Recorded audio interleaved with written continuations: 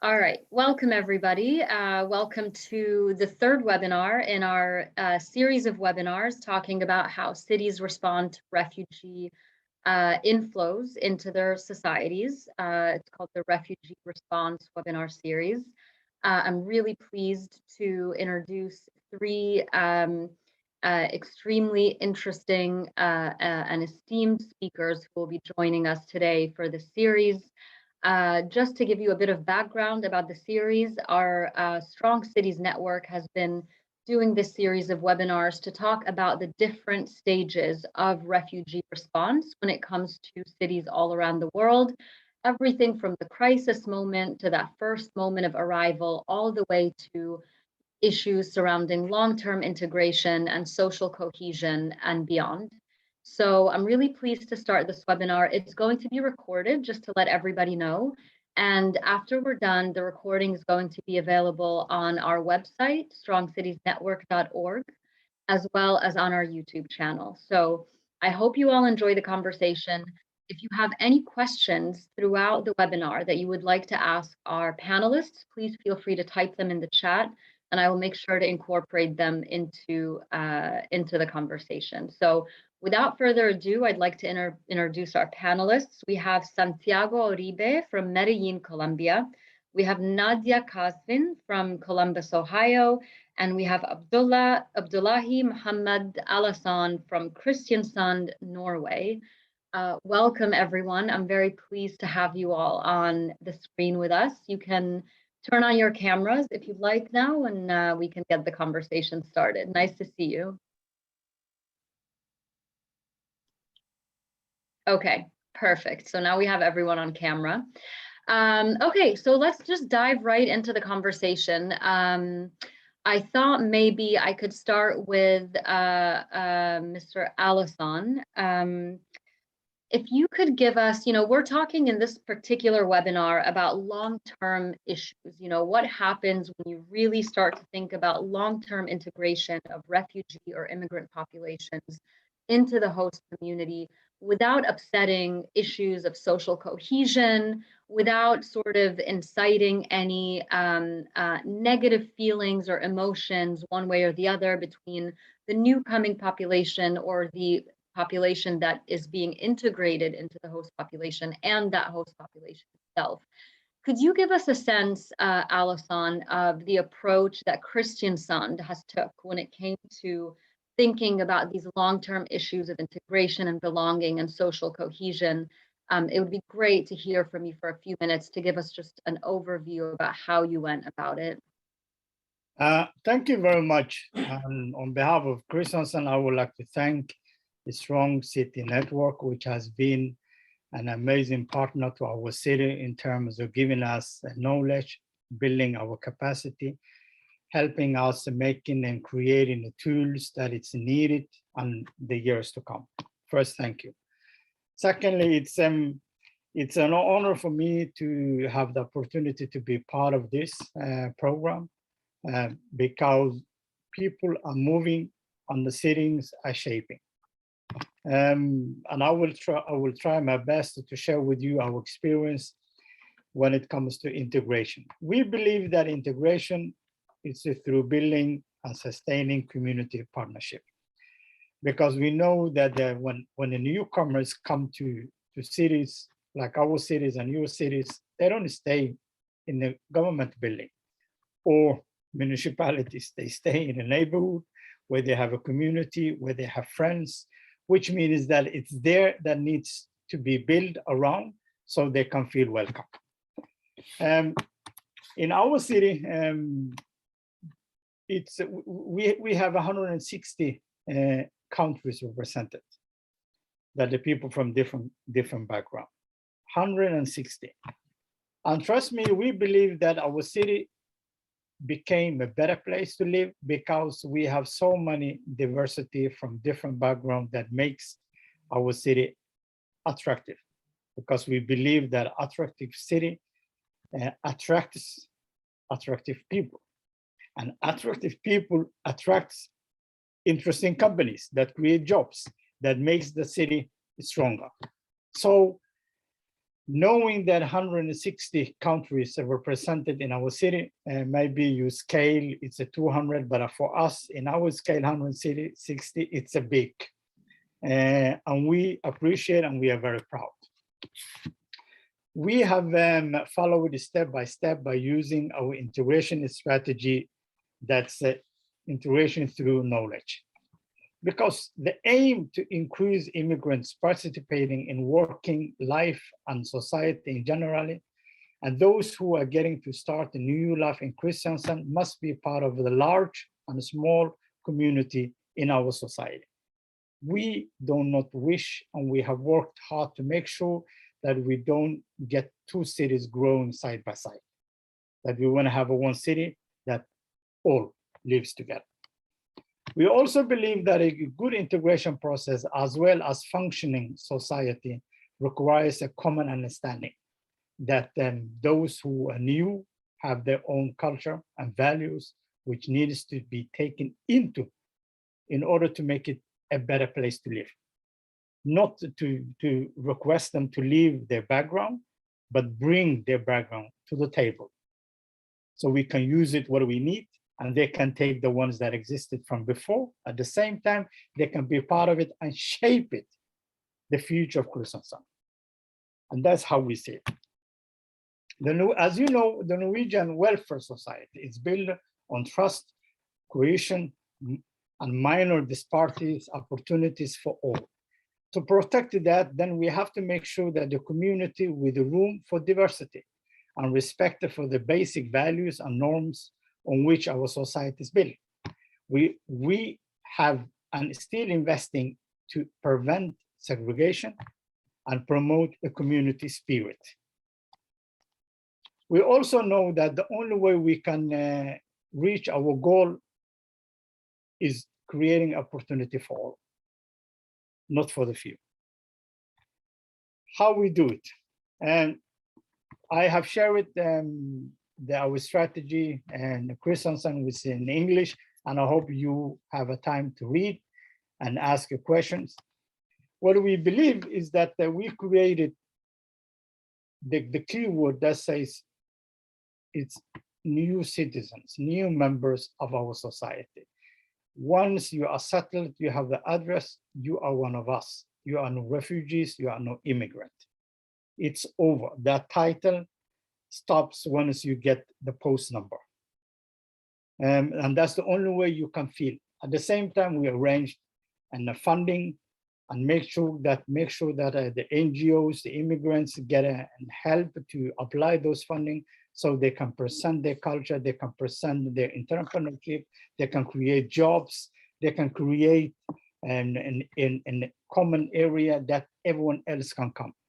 We provide facilities, we gain trust just to make sure that everyone who are new feel comfortable.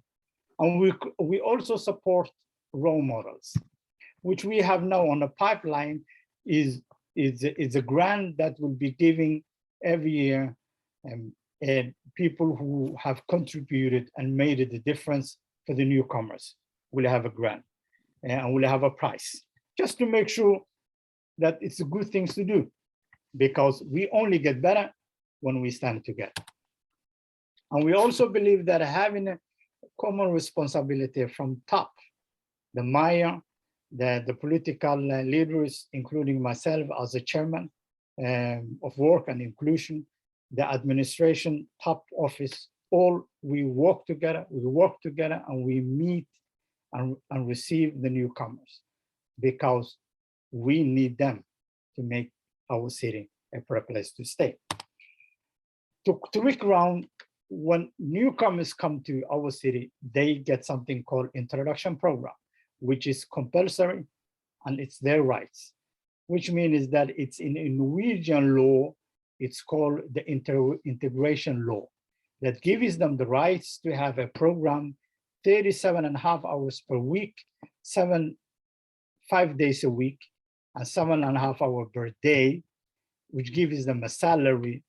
At the same time, the kids get a kindergarten off school.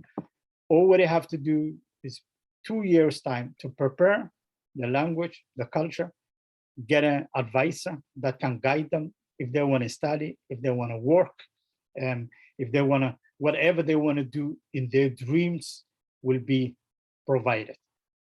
Because our goal is for them to start to contribute, being taxpayers. So the newcomers can also benefit the same way that they did before. So they can free this space and put something on the table. And at the same time, we know, yes, thank you. Let me just, I'll stop you there, Alison, because I think this is a really good note to sort of try to see how different perspectives and different cities approach this issue, because I think you spoke about a couple of points I think that are really important. And one of them is, you know, when does someone stop becoming referred to as a refugee and start being referred to as a citizen, one of us, your home, you know, all of these things. This is something that we talked about in the last webinar.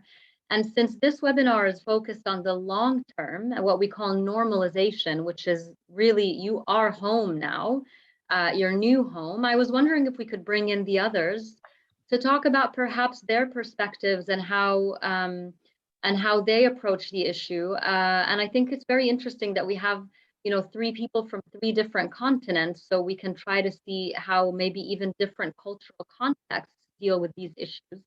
So Nadia, maybe I'll turn it over to you to give us a sense of how you go about it.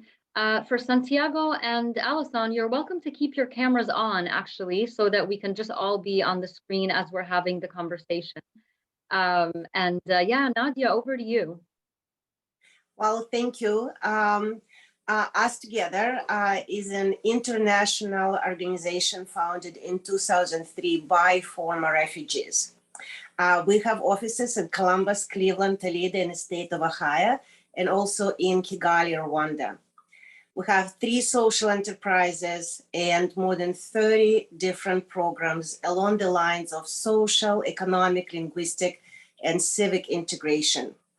We're also the only refugee resettlement organization in Ohio that was founded by refugees to provide integration services to refugees and immigrants. It's important to know that in the US, the actual refugee resettlement program is very short, just 90 days. And it is at that time that then normalization starts for us. Some of our integration programming include extended cultural orientation services for victims of crime, empowerment programs for refugee women, some innovative practices like 2-generational summer camps in our Toledo office, where we had women and their children participating in summer activities together and having and learning, making sure that women are not isolated. Empowerment program for refugee parents to make sure that they continue to stay involved in their children's lives, but also giving them tools and skills to advocate for their children and work with schools. And also empowerment program for refugee youth, volunteer, mentoring services, employment program. Again, we don't have a luxury of long-term studying. We have employment programs that are geared towards almost immediate self-sufficiency. And I would say that about 90% of our employment program participants become self-sufficient within 4 to 6 months after arrival to the United States. We also have a program where we assist refugees to start their own business, have access to both credit building loans and to business loans, English classes, citizenship classes, legal immigration services, and more. And of course, all of these programs are geared towards the incoming populations, towards us, refugees, for refugees to learn and adapt. But integration, to be successful, should be a two-way street. I really, really think so. It's important that we also work with the receiving community, not just with the incoming community.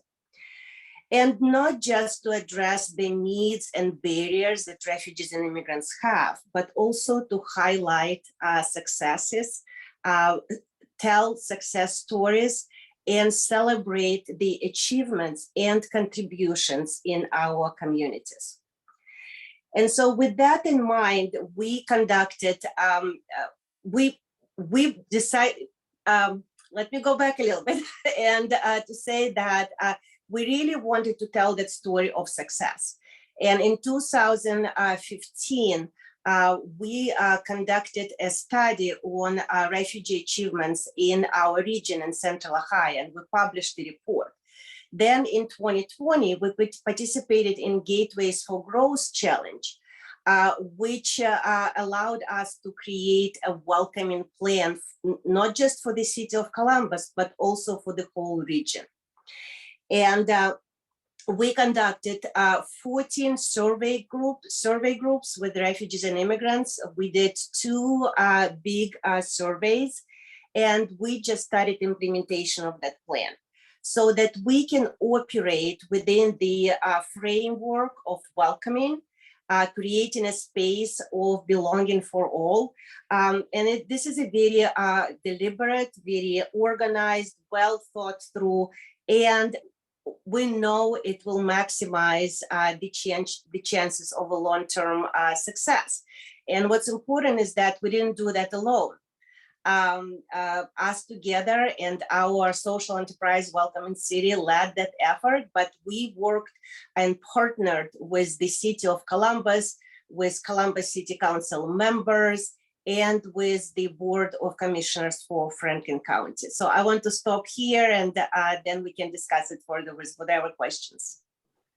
Thank you so much, Nadia. I love what you said about integration being a two-way street, you know, because I think there sometimes tends to be this misperception that it's all geared towards getting the newcomers to integrate. But, you know, if you don't have either a welcoming host community or a host community that's been prepared and educated and informed and brought into the process so they feel like they also have a voice in what's happening, then you're only really dealing with one part of the equation. So thank you so much for raising that point.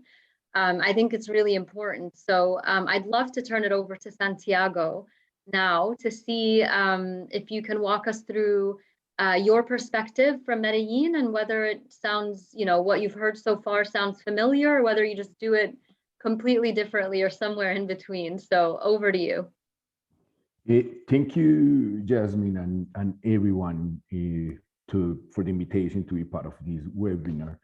First of all, just to give you some statistics about Medellin and how important is to share with you the experience of our city. Just in the past 3 decades in Colombia, we had probably 8 million newcomers or displaced people, internal displaced people. And I'm not counting the refugees from Venezuela in the past 4 or 5 years.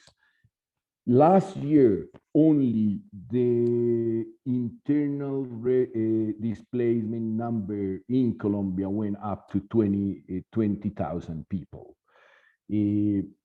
So we're talking about huge numbers, something that we shouldn't be proud of it, because it tells something else about how our internal conflict is still going on in Colombia, despite peace, the peace agreement.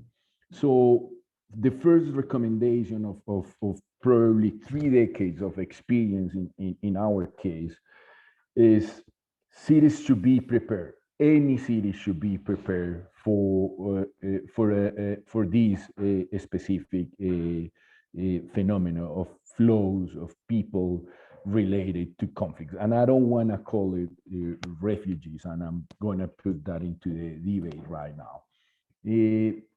So 3 key messages for that. Cities should be prepared in terms of communication, on how to welcome and how to name and invite and specifically welcoming people coming as victims of conflicts. Secondly, it should be institutionalized. Cities should have institutions to respond to that, because what you will find out is once you experience that, the entire city tries to respond in non-organized manner. And that's a waste of time and resources, and clearly it doesn't help when the response is like that, it's not articulated.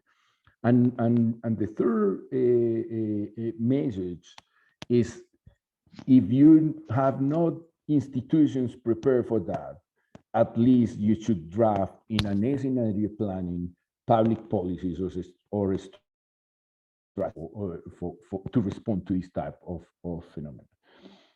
And it's not in the case of cities that are near to conflict or countries that are experiences conflict. But I'm gonna bring a main point here. Any single person on earth could become a refugee tomorrow. I was in Stockholm last week, and they very comfortable. But if the war scale up between Russia and all of them, people from Stockholm could run away and be refugees. And this is the interesting part of the communications. Where is the line when you no longer citizens and you turn into refugee? We should be citizens all the time, no matter if you're moving away from your city, because conflicts. So that's what I'm saying. Every single city on earth should be prepared in their strategic planning process on how to welcoming people that are victims of conflicts, and how we can really prepare on our language institutions and strategies for that. Three other points here. Cities are and urban systems are very interesting because they are a promise of opportunities, promise of exchanges, and a promise of security or better life or protection. And I will add to Abdullah's point. If people are coming to your city, it's because that's a sign of that your city is competitive, is attractive, and your city is showing something else that anyone, in the case of our matter today, people victims of the conflict see it with good eyes, and that's the reason why they come here. So we should embrace that as a good sign. If they come here, this is a good sign. This is an attractive city. But but you have to be prepared for that. You have to be prepared because the city has to fulfill those three promises: that they secure and protected in the city, that they get opportunities in terms of jobs, social inclusion, education, and all of that. And they have been able to integrate it through different exchanges, cultural exchanges, economic exchanges, all type of different exchanges. In the case of Medellin and Colombia, we had to institutionalize and to put together an institution, which is called the Victims Attention Unit. And what is important, and probably in the next few minutes I can share a little bit more, is the Resilience Office was part of that institution in our city. We know that a city that has suffered so much in terms of violence and conflict, the only way out, or the only way to be a resilient city, was to have some kind of institutions and strategies and public policies to respond to people and human beings victims of the conflict. So my final message: we all could turn from citizens to refugees in any moment.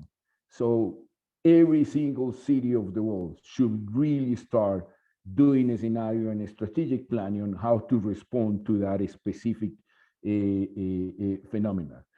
And so citizens and human beings don't lose their status as a human beings and citizens, and not become aliens. And that's one of the greatest challenges of this.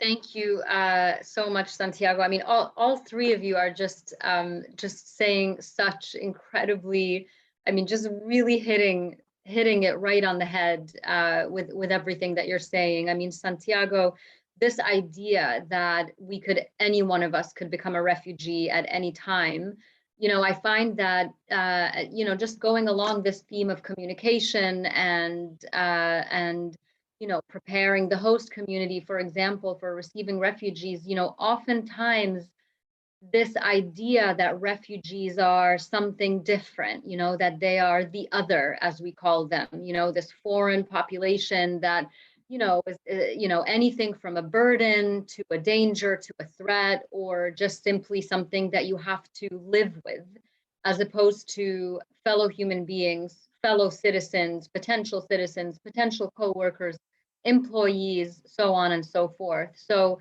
it's very connected to the point that you made about preparation, and to the point that Nadia also made, and Alison, about having institutions, programs, preparations that are proactive and that are thought of well in advance, that this is not a reactionary thing that you do, because the more you have planned in advance, the more likely you are to set these populations, both the incoming and the host, the host communities, for long-term success. Nadia and I were speaking the other day, and we were talking about how what you do in the beginning determines what happens at the end. So I was wondering if we can just pick that apart a little bit and talk about, maybe go one level deeper into what each of you said, and pick a particular challenge that you came across when you were trying to bring these policies or these frameworks or visions into practice. I'd love to hear from each of you if you could share one challenging situation, whatever it may be, and give us a sense of how you went about addressing that challenge. And maybe I'll start back again with Alison. Yes, though I prefer to speak about the things that we succeed. We'll save that for the next question, but yeah, just if you can try to give us a sense of a challenge. Yeah, I think that the challenge is to making sure that the common ground belongs to everyone. In terms of a freedom of speech, in terms of democracy participation, in terms of giving the job, the people are qualified, doesn't matter which color they are or where they are from. In terms of implementing, no, in terms of practicing the law. Yeah, discrimination it's a forbidden.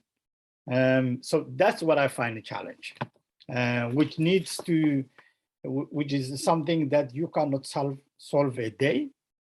Is a long term that you have to work every day and make sure, and you hammer it till you succeed. And we have seen it in the time that people change in both sides, the ones who were here before and the newcomers.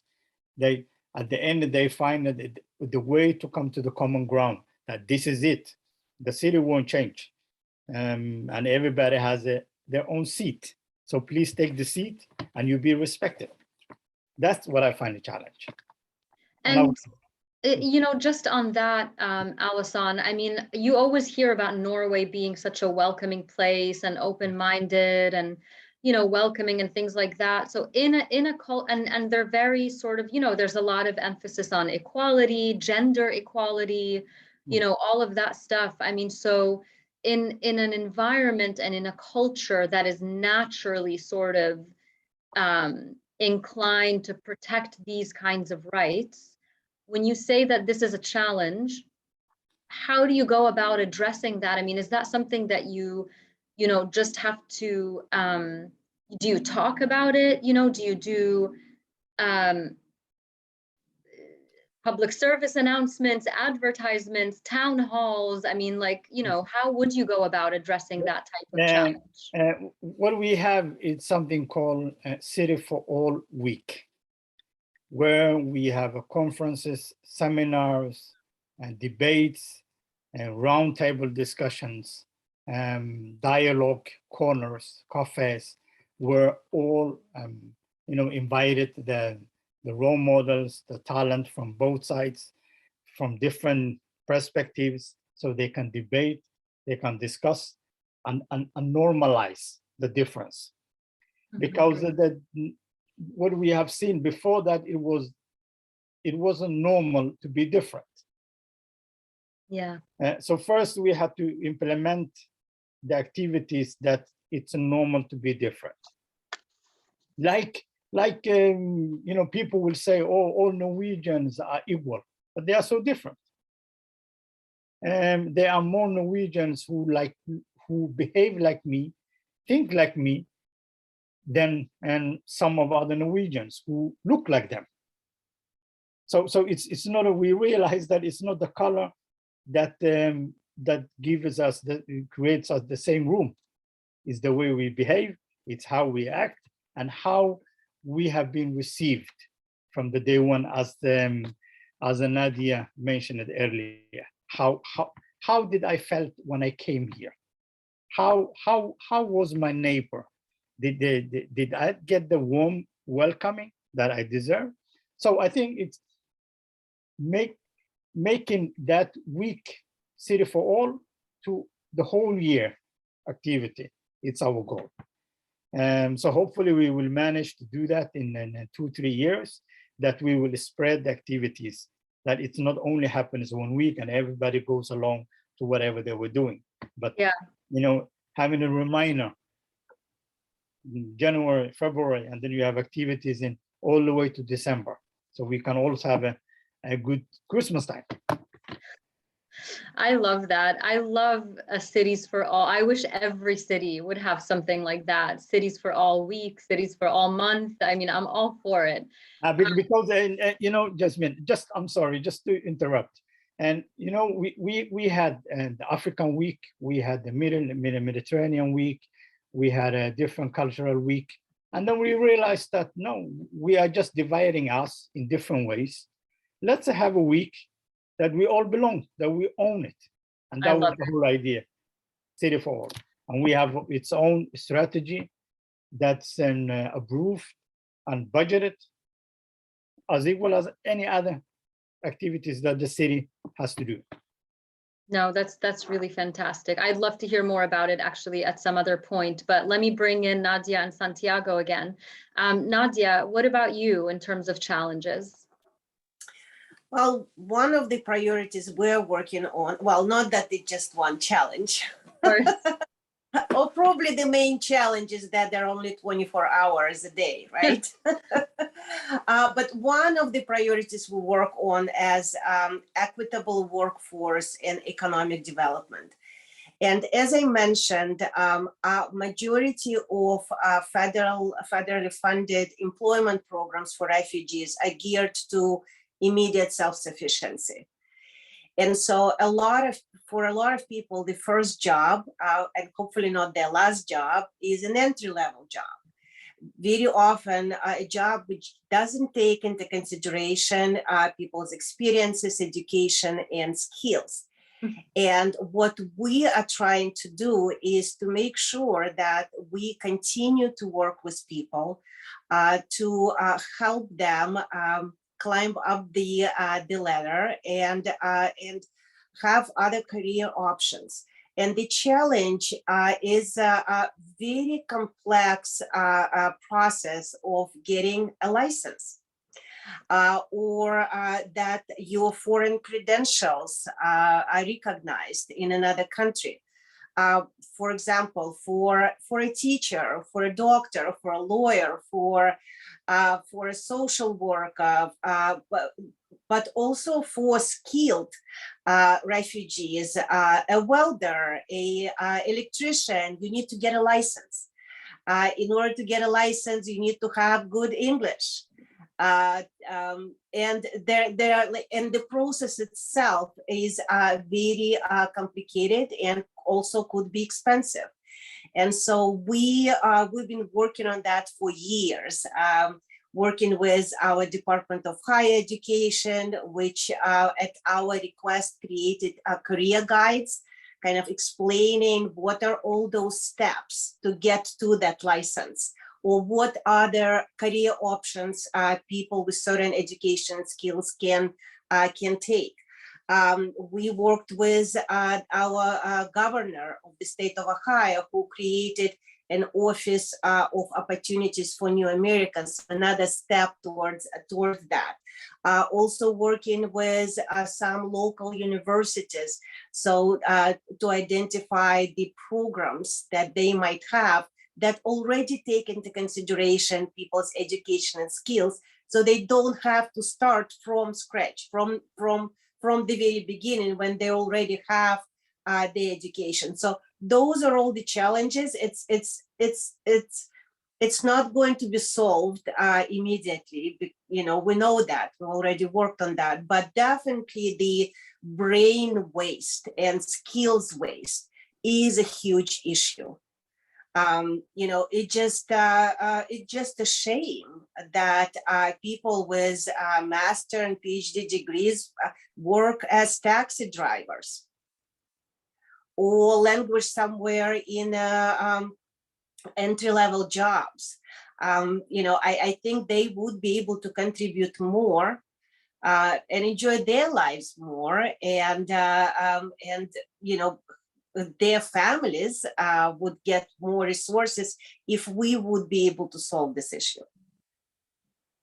You can see everybody's head nodding on the webinar when you said that, and I'm sure everyone listening in is nodding as well. I mean, absolutely. One of the it goes into how we forget sometimes, or people can tend to forget, that refugees are just human beings from another country who had to leave their homes. They were doctors, they were lawyers, they were skilled workers, even, you know, even if they were students. I mean, they are something, you know, else than just the word refugee. And so giving them that leg up and giving them that leg up the ladder, I think probably is, you know, one of the most important things to think about.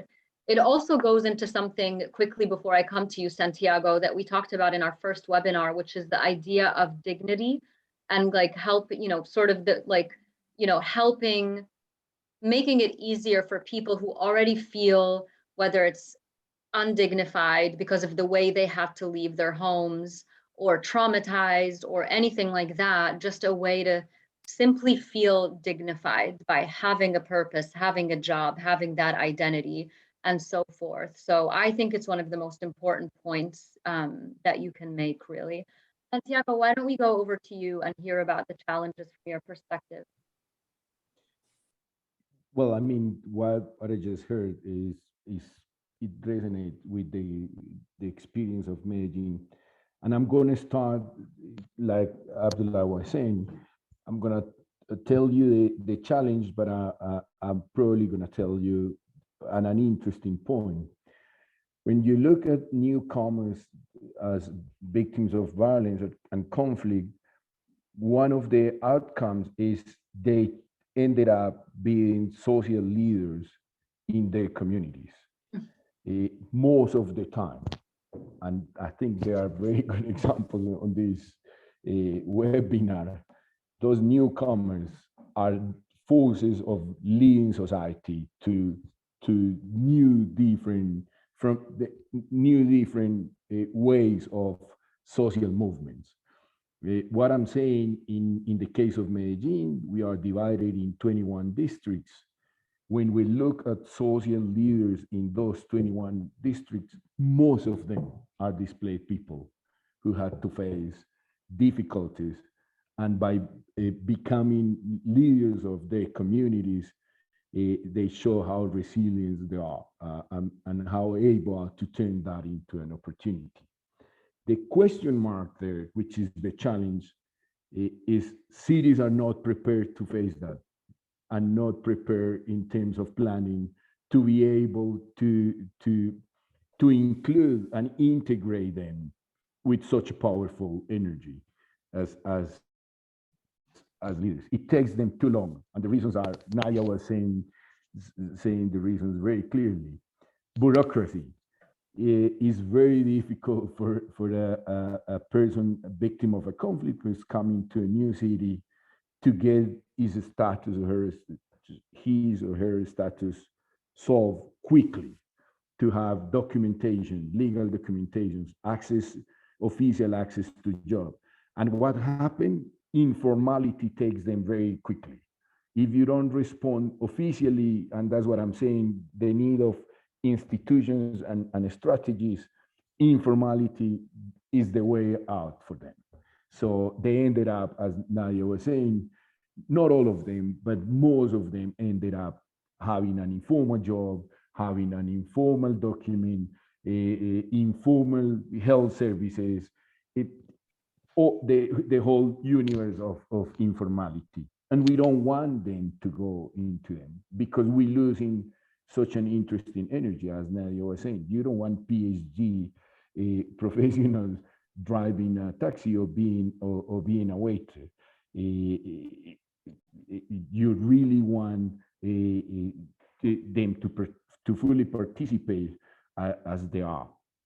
So first recommendation, cities should be prepared to fast any public process for refugees or displaced people to be able to integrate officially into social life. And just to take the example of Abdullah with the City for All, another challenge is the language, how you call strategies properly. Because if you call refugee or social integration program, you have to call that positively. Cities for all. I mean, that you label everyone as a citizen in the same status. That's such an important thing. And cities are not prepared for that communication because they have never questioned themselves, how do I have to respond to this? And often the response is common sense. Let's call it the refugee office. Nobody will come to that office. No one, because you don't want to be recognized as a refugee. One of the greatest challenges in the city of Medellin is once we institutionalize an office, and we know that people don't want to go there because they don't want to be recognized as victims, and they don't want to be recognized as refugees. They want to be recognized as citizens.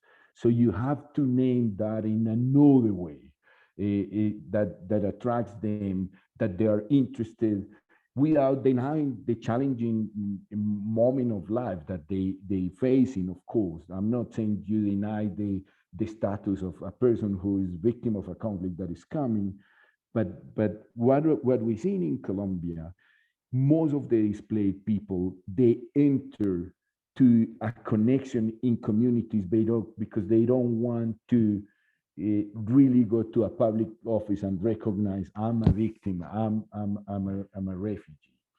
So my recommendation, we normally respond from a centralized point of view, which is a bureaucratic response. Let's put in the mayor's office an office for refugees or victims attention office. And we lose the power that the place where people, newcomers, are more comfortable and are more engaging and they have more energies are communities and neighborhoods. Yeah. So whatever effort you do it there, open the office there, welcoming there, not in centralized bureaucratic response, because it doesn't help much. Just on that note, Santiago, someone mentioned this in our last webinar. They were talking about the importance of mentorship programs, putting people together, whether it's parents together, children together.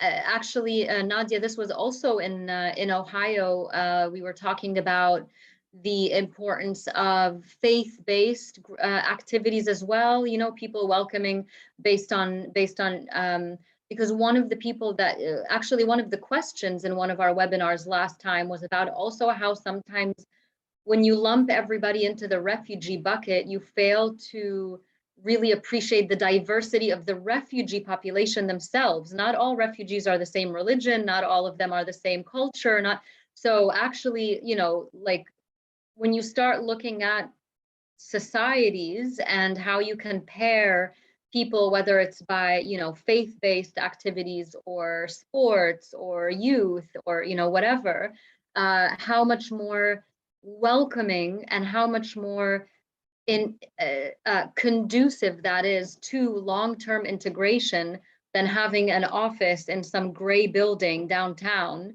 that you have to go to, you know, with your refugee identity kind of on your shoulders. So I really appreciate that you mentioned that. I want to bring in a question from the audience because time flies when you're having a good conversation, but we have about 5 or 7 minutes left for the conversation. So I wanted to make sure to bring in a question from the audience. And this is an interesting one actually, because it goes into like, when does normalization actually begin? When do you become a citizen versus a refugee versus, you know, so on and so forth. But this gentleman is asking, so he actually, the question is for Alison, but I think we can all answer it because I would like to hear the perspective also from all of you. But the particular question says, he says, dear Mr. Allison, thank you for your presentation. Does being a citizen of Kristiansand include the right to vote for the city council? If not, how are the possibilities for immigrants to participate in political decision making? So maybe, Allison, you can take that just first part just to answer his question about Kristiansand, but then maybe Nadia and Santiago, you can explain to us when political participation becomes part of the equation, whether and how it's encouraged, at what point it's encouraged, and whether you include political education as part of your long-term integration process. Maybe we could sort of go around the room for the as a last sort of round of questions before we wrap up. So Alison, over to you, and then again we'll go to Nadia, and then Santiago will go to you again. Yeah, I will be very short. Of course, you can vote and you can participate and be voted into the city council after 3 years of the permission to stay in the country and being a part of the city. But at the same time, we know that the newcomers often has a bad experience with the political institutions. So it often takes longer than 3 years for them to trust and believe that they can make the difference, that they can be part of it. We know that a lot of people has been criminalized and experienced the violence from a political people who sits in a political position. So we spend often more time to make sure for them to feel safe and trust that the political process in Norway is totally different than where they came from. At the same time, it's also important to remember that we cannot have one size fits all. Because I think it's important to have that one also in a part of the answer. Some prefer to be part of the, to be part of the political, show their face, show their name, say, I support this political party. Some of them prefer not to show it, just to vote it in anonymous. So we have to also to think on that way, that not everybody is keen to be the front page. So it takes time to recruit the minority to be part of the political parties, but we are getting better, hopefully.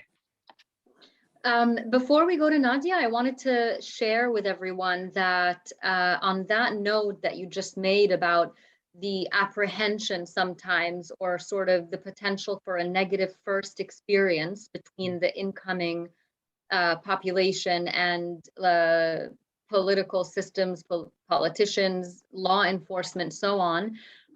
There was a very interesting example in our last webinar from our panelist also in Ohio, Nadia, where she talked about how they set up like a welcome meeting between refugees coming in, like groups of refugees coming in, and law enforcement, like local law enforcement, so that the very first time, let's say you're an Afghan refugee or you're a Somali refugee, I mean, whatever, coming into Ohio, that your first encounter with an American, law enforcement official is not under negative circumstances like getting pulled over for a parking ticket, then you get afraid, or you become afraid or whatever. So they do these welcome meetings so that they get to know each other in a very non-threatening environment, which I thought was just such a great thing to do.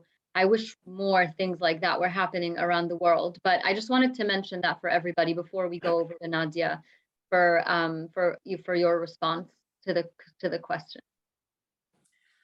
Thank you. So yes, in the United States, you have to be a citizen to vote and to run for office. And for refugees, and for different immigration statuses is different. Refugees can apply for citizenship in 4 years and 9 months after arrival to the United States. And if they do that at that time, they usually around 5 years after arrival, they become citizens and can vote. But this is not the only way to work with elected officials and to make an impact. For example, about 5 years ago, the Franklin County Board of Commissioners established New American Advisory Council. Well, I happen to chair it, but we have representatives at the table from various immigrant and refugee communities, and they bring the issues to the table. And once a year, we conduct a New American Forum where we host roundtable discussions. We just had one months ago. It was virtual now, so we had virtual roundtable discussion, and we had 150 people registered for that, representing various mayor offices from around the region, schools, businesses, but also had refugees and immigrants there, and we discussed implementation of our welcoming plan. And so this is an opportunity during those New American Forums for people to discuss various issues, because then we will look at all those conversations and we do a study of that. And based on that, we present recommendations to the county board of, to the commissioners, because then they develop policies, they identify the funding, and we also want to make sure that we are at the table. Look, in the very beginning, I had to invite myself to be a part of conversation. The good thing, I was welcomed, and people listened. But now people invite me, and not just me.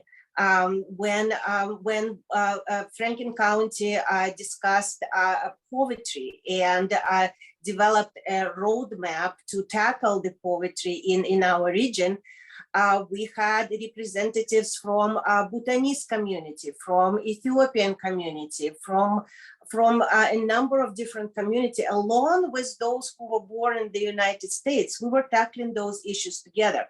What we are asking is that we should be at the table, and we should contribute, and we should share what we see in our community, and really also using that method of universalism, right? So whenever we address issues in our community important to us, end result will be is an impact to everybody.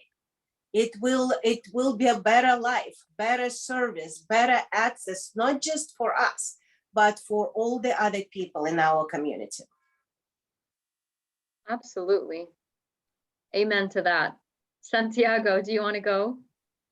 Yeah, no, very quickly adding to Nadia's, democracy is not only experience in terms of elections and participating in that representative manner. What we see in the case of Medellin and Colombian cities is that specifically at the neighborhood and community level, we have a mandate or a norm, a law, that every single district of the city has to put together a development plan every 4 years.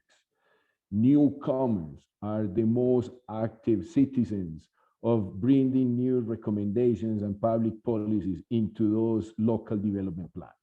So there is an opportunity on a neighborhood and community level to bring them into the experience of citizenship. And this is an interesting point from the conflict resolution perspective.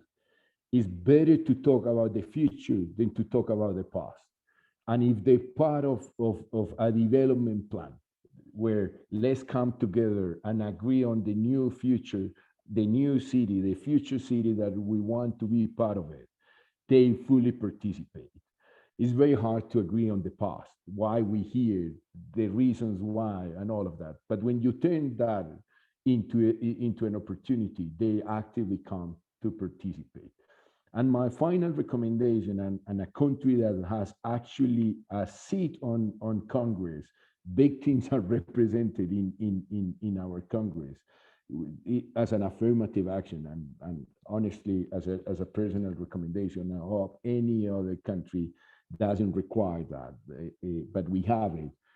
Every city council should have at least, it doesn't need to be a council or a member, but at least a seat where newcomers have the opportunity to actively participate in shaping public policies as a members of our democratic values. It could be, I don't want to call it refugees or victims, but new population day or week, or they actively come and participate and face city councilmen and share with them their hopes and needs and their challenges, so the city is open to include them and integrate in democracy. Absolutely.